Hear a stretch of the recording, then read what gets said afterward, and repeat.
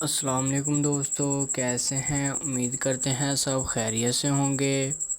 آج ہم لائے ہیں آپ کے لیے ایک اور نئی اور انفارمیٹیو ویڈیو۔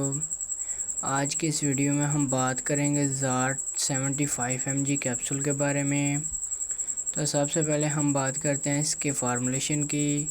تو اس کی فارمولیشن پری گلیبولین ہے۔ تو ناظرین، آج کی اس ویڈیو میں ہم جانیں گے اس کے فوائد، استعمالات اور نقصانات کے بارے میں۔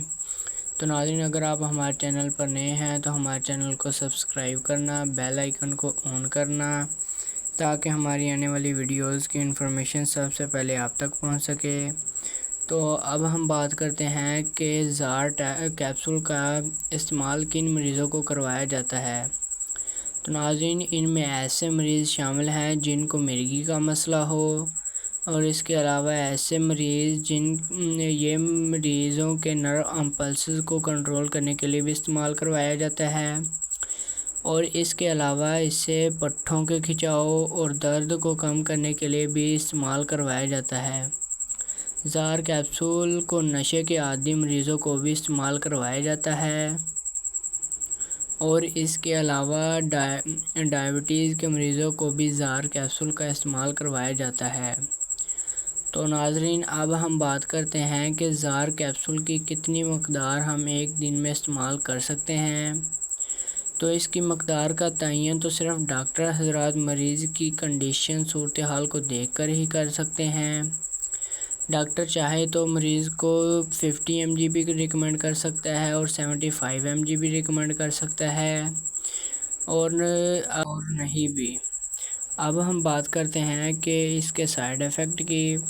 تو ان میں منہ کا خشک ہو جانا، اور اس کے علاوہ بہت زیادہ قبض ہو جانا، اور اس کے ساتھ چکر آنا، سر میں درد ہونا وغیرہ اس کے سائیڈ ایفیکٹ میں شامل ہیں۔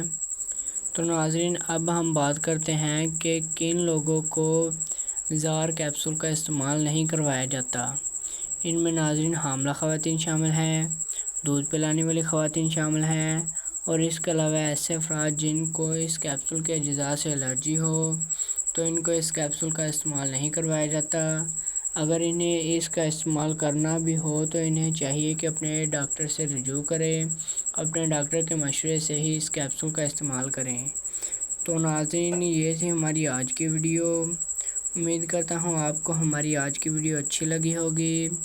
تو ناظرین، ایسے ہی مزید انفارمیٹیو ویڈیو کے ساتھ ہمارے چینل کو ویڈیوز کے لیے ہمارے چینل کو سبسکرائب کرنا۔ ملیں گے ایسی ہی نئی اور انفارمیٹیو ویڈیو کے ساتھ۔